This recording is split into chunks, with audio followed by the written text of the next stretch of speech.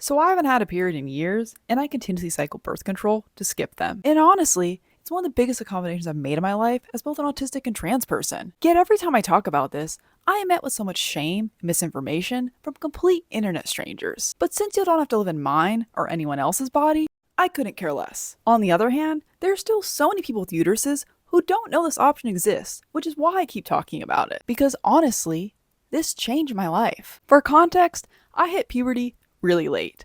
But when I did, I was met with one of the most diabolical menstrual cycles of all my friend group. I'm talking 9 to 12 day periods, flow so heavy I had to change products every hour, and nonstop cramps so bad that I could barely focus in school or sports. And that aside, even just wearing period products when it wasn't excruciating was still a complete sensory nightmare. So when I turned 18, moved out, and went to the doctor for the first time alone and brought this up, they were like, no, that's not normal. You probably have endometriosis, and prescribed me my first round of continuous birth control to skip them. No, I didn't know this was an option either. Now, essentially, how this works is just taking normal birth control pills, but instead of taking the placebo week, skipping those altogether and going to a new pack. So you're just skipping the week you have off pills where you usually would have your period. Now, let me say this with an extra big disclaimer. You absolutely need a doctor's approval to do this, because although rare, there are certain health conditions that could put you at increased risk. You will also not have enough packs without a special prescription. But it worked absolute wonders for me.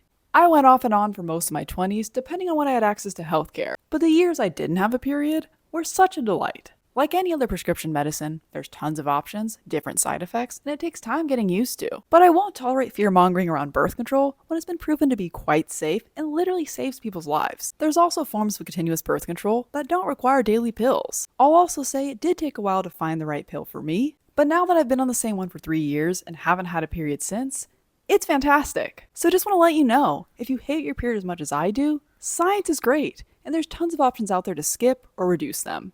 Bye, friends.